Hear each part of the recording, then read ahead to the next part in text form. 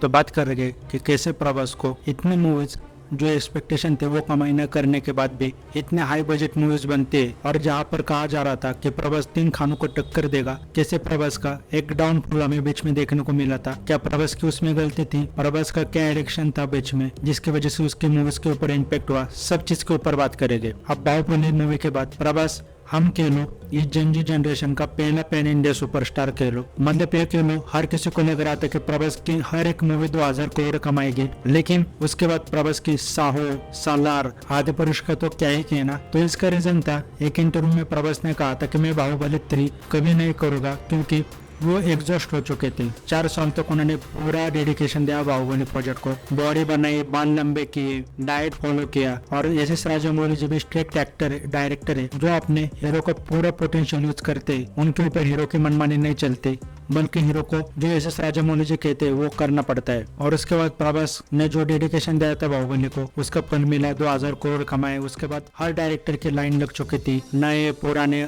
हर एक डायरेक्टर की। अब यहाँ पर बात करेंगे जो भी साहो ये सब मूवी थी, क्या इसमें प्रभास की गलती है? तो कुछ हद तक प्रभास के कह लो, कुछ हद तक डायरेक्टर के कह लो, क्योंकि प्रभास ने पूरी कोशिश की थी एक अच्छा कंटेंट प्रोजेक्ट में काम कर सके। और जितने भी डायरेक्टर देखोगे, सुजीत ले लो, साहो के डायरेक्टर, आदिपुरुष के डायरेक्टर ओम राव, या फिर राधेश्याम के डायरेक्टर, सब नए थे। सुजीत ने एक मूवी की थी, ओम राव ने लोकमान्य तिलक जी के ऊपर और तानाजी के मालूसरे जी के ऊपर सिर्फ 2 मूवी की थी। और प्रभास ने ये के लिए रिस्क लिया था नए डायरेक्टर के साथ काम करके। लेकिन यहाँ पर 2 चीजें आती है। अब यहाँ पर डायरेक्टर जो नए थे वो ये कह लो तो प्रभास के ऊपर उतना प्रेशर नहीं डाल पाए जितने यशस राजामौली जी साउथ के पहले डायरेक्टर डालते थे, क्योंकि साउथ में प्रभास की एक्टिंग बहुत सही होती थी।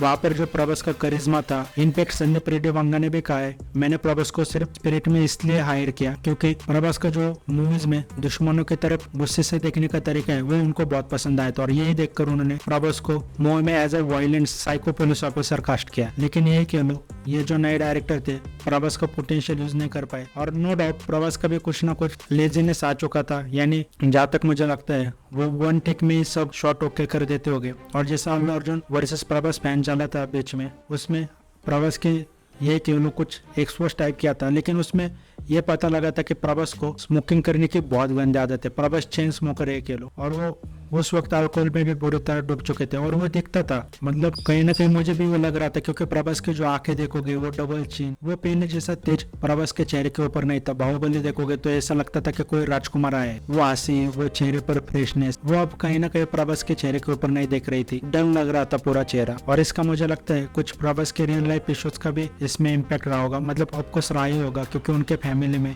एक डेथ भी हुई थी, तो नो डाउट उसका इम्पैक्ट उनके लाइफ पर पड़ा, उनकी लिए सर्जरी हुई। तो इसी के चलते जितनी भी मूवीज देख लो, कहीं ना कहीं प्रभास के करियर पर इन सब का इम्पैक्ट पड़ा। उनके रियल लाइफ इश्यूज कह लो, उनका जो लेजीनेस आया था बाद में, और डायरेक्टर को जो चाहे था प्रभास से वो भी नहीं निकलवा पाए, ये भी कह लो। और इसमें सबसे मेन चीज, प्रभास मतलब डायरेक्टर 300-400 करोड़ बजट लेता था, प्रभास के हाई फीस भी कह लो। मतलब राधेश्याम मूवी अच्छी थी अगर OTT पर देखोगे, लेकिन वो मूवी 400 करोड़ 300 करोड़ में बनी, अब तुमको विश्वास भी नहीं होगा इस चीज के ऊपर। लिटरली एक एवरेज स्टोरी के ऊपर इतना खर्चा, तो ये कह लो प्रभास के हाई फीस भी बजट बढ़ाती थी, और इसके कारण अगर 300 करोड़ डाले तो नो डाउट एक अच्छे कंटेंट की उम्मीद की जा सकती थी, और जो बॉक्स ऑफिस कलेक्शन फिर एक्सपेक्ट किया जाता था वो नहीं आता था। और नो डाउट प्रभास के हर मूवी ने बजट रिकवर किया है, इनफैक्ट आदिपुरुष ने भी। लेकिन बात करूं भाई ओवर बजट मूवीज साइन करना, ये भी मैं कहूँगा प्रभास की गलती, क्योंकि 300 करोड़ में हेनबल जैसी मूवी बनी है हॉलीवुड की। अब बात करें कि प्रभास को इतने हाई बजट मूवीज क्यों मिलती है। खान में प्रभास के इतने सुपरस्टार है, फिर भी उनको 300-400 की मूवीज, ऐसा नहीं कि उनको नहीं मिल सकती,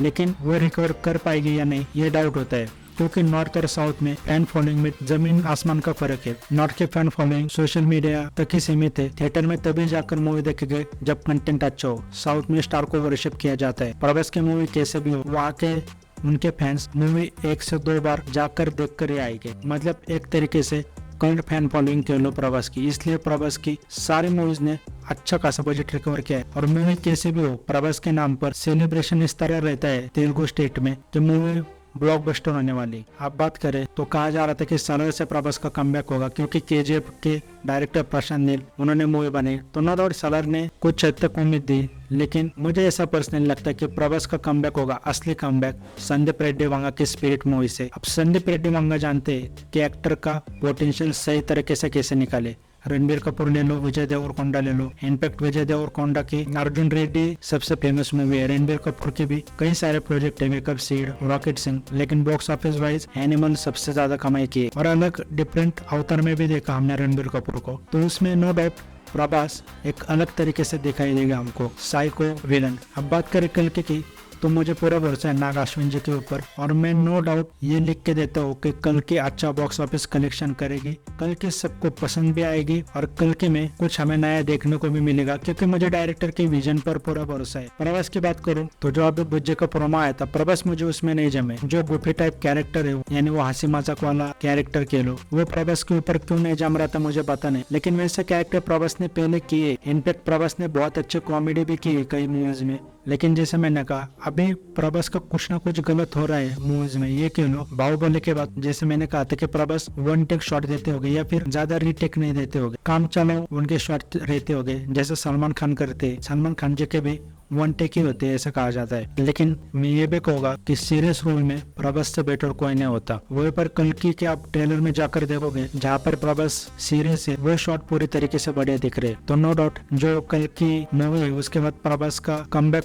होना ही है, लेकिन असली कमबैक होगा स्पिरिट मूवी से। और उम्मीद करूंगा कि प्रभास अच्छे खासे प्रोजेक्ट चुने। और मैं ये चीज लास्ट में कहूँगा कि मैं प्रभास का बिल्कुल हेटर नहीं हूँ, तो साउथ वर्सेस बॉलीवुड मत करूँ। ये क्रिटिसिज्म जरूरी होता है और उम्मीद करूंगा कि ये क्रिटिसिज्म उन तक पहुंचे भी, क्योंकि तभी वो इम्प्रूव करते।